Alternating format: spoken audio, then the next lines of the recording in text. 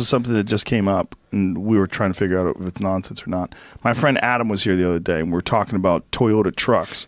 And he didn't Google Toyota trucks, just discussing it. And he said, since then, his mentions have been filled with these little advertisements for Toyota trucks. How does that work? Well, you know how you talk to Siri? Yes. Yeah.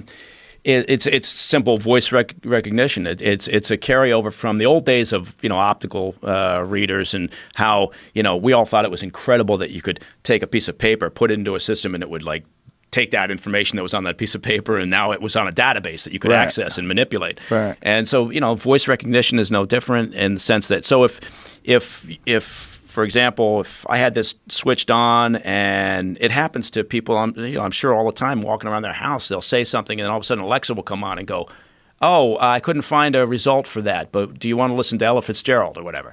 Right. It's always on. It's always listening, right? And you can do that with anything, like this TV right here.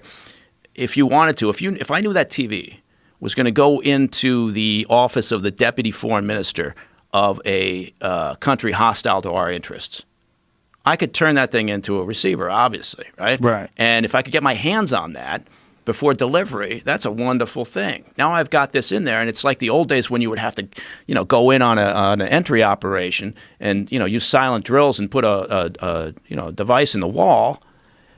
Now we've delivered a TV. Now I get a video too. Hey, good for me. So the shit's always on, in a sense. And so a regular phone that you get, if you just buy an iPhone and you have Siri turned on, so you can say, "Hey Siri," and it turns on, that phone is always listening to you.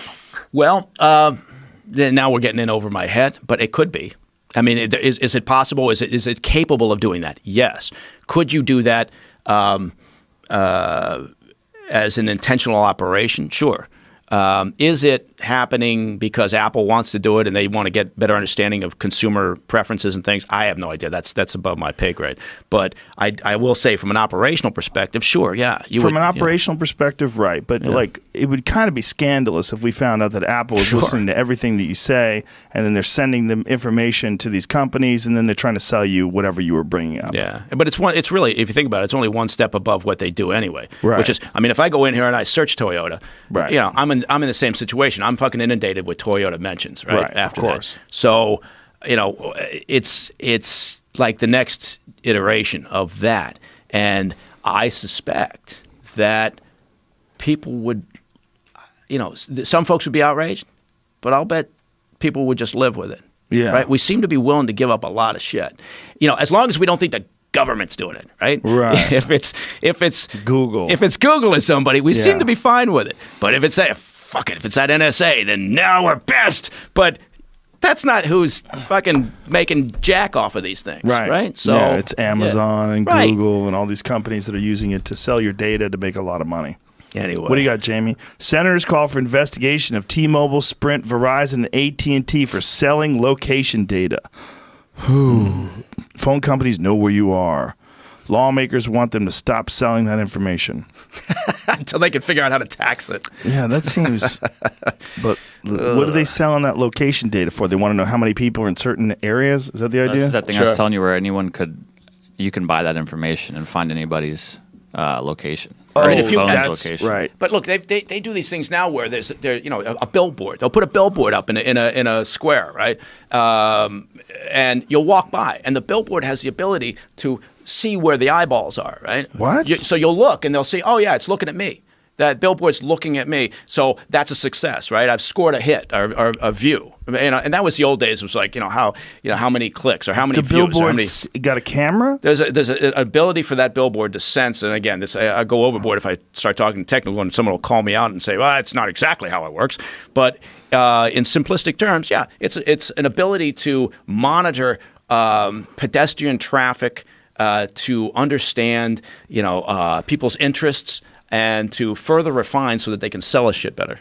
Make your outdoor advertising interactive. This is putting your phone directly up to it. So this is like you committing that. Ooh. But there is also what he's talking about too. This is just the version What I he's could talking, show you. what Yeah. this guy's talking about. What's his name again? Who is that?